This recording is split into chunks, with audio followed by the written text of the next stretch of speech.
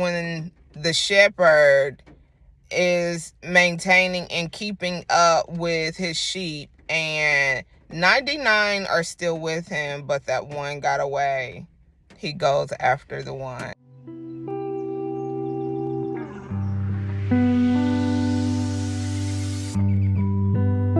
There's something that is sitting in my spirit and I need to get it out. So if you have had the opportunity to read any of my posts or watch any of my videos, you know that I am not only a self-proclaimed female empowerer, but I very much feel like it is my calling to minister to women. Well, my confession is there have been many, many, many moments where I just didn't want to do this. I have tried to bargain with God and ask him and try to assume that maybe, just maybe, if I mentor youth girls, that would be acceptable to him. But I know very well that what he said is what he said. And the thing that he's reminded me this morning is, it's just like when the shepherd is maintaining and keeping up with his sheep, and 99 are still with him, but that one got away, he goes after the one. And so dealing with women, ministering to women has been hard. Admittedly, women have hurt me more than I can even describe. There have been so many times where I've been rejected by groups of women for wanting to just do nice things for them. I recall a time I was working in a hair salon, and there were several women in that salon who wanted to lose weight. I'd already lost some weight. I gained some weight back, and I was wanting to get back into my weight loss journey again. This was several years ago. So I suggested the Biggest Loser Challenge, because when I began my original weight loss journey, it was because of the Biggest Loser Challenge that they were hosting at my daughter's former daycare.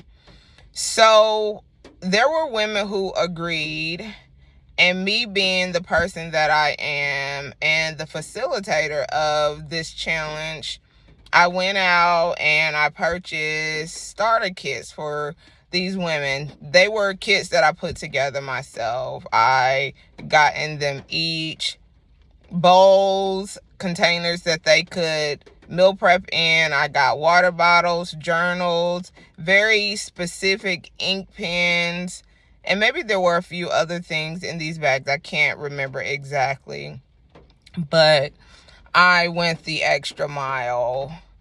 I believe in doing things in excellence. And most often when I'm doing these things, it's coming out of my own pocket. Well, to make a long story short, there were some women who came up against me in doing that. I don't know the reason exactly, but the challenge ended up being canceled, and I went on to gain more weight again, and I can't tell you about their stories, but it ended up being canceled. And it was one of those moments where I was like, God, I'm not doing this because I'm tired of it.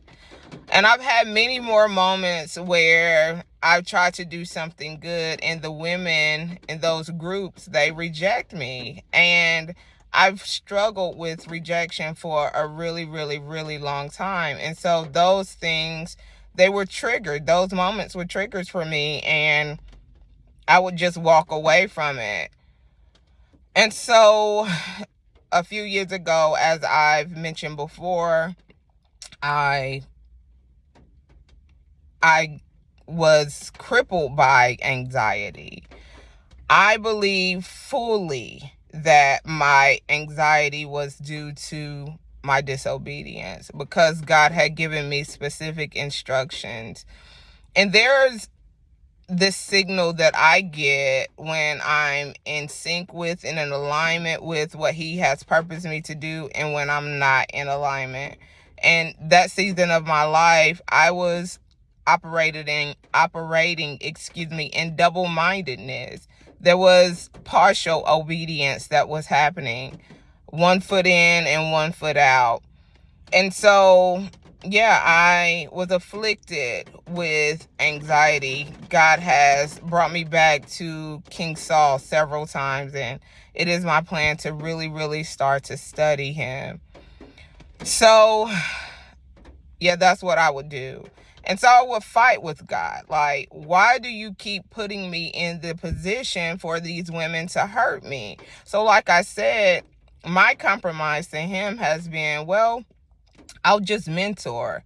I will begin some things for young women. And on this trip, he reminded me, and he has been reminding me pretty regularly, but he reminded me that the one is significant to him. God cares about the one. Yes, it's great that we have people who are out doing what God has called them to do, but there are people who are assigned to us who are not walking in their calling, and maybe it's because they don't feel up to that. They don't feel worth it. They don't feel valuable. And I, being as open as I have been, and as I will continue to be, because I do believe that that's a mandate for my life, is to be transparent, I often try to share my story so these women will know that despite all of the garbage I've done, God still chose me, and he wants the same for them.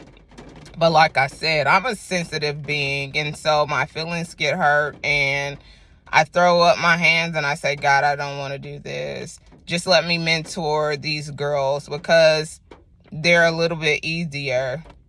And he's like, no, ma'am, that's not what I assigned you to.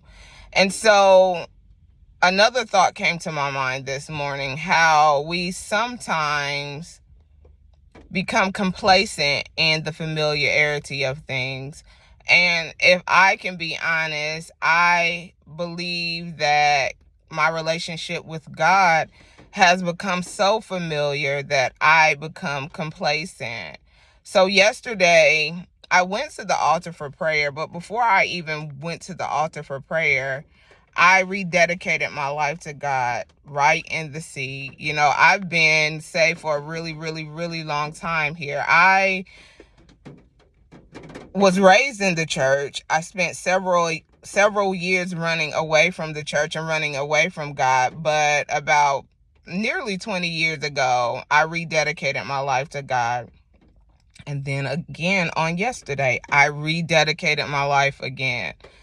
And I have to admit that I feel something. I feel something that I haven't felt in a really, really, really long time.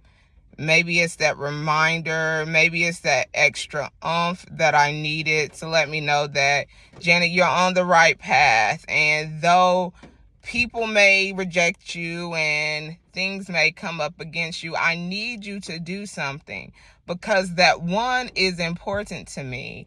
I need my daughters to hear your voice. Yes, they may be down in the pit right now, and they may feel worthless, and anxiety may be attacking them, and depression.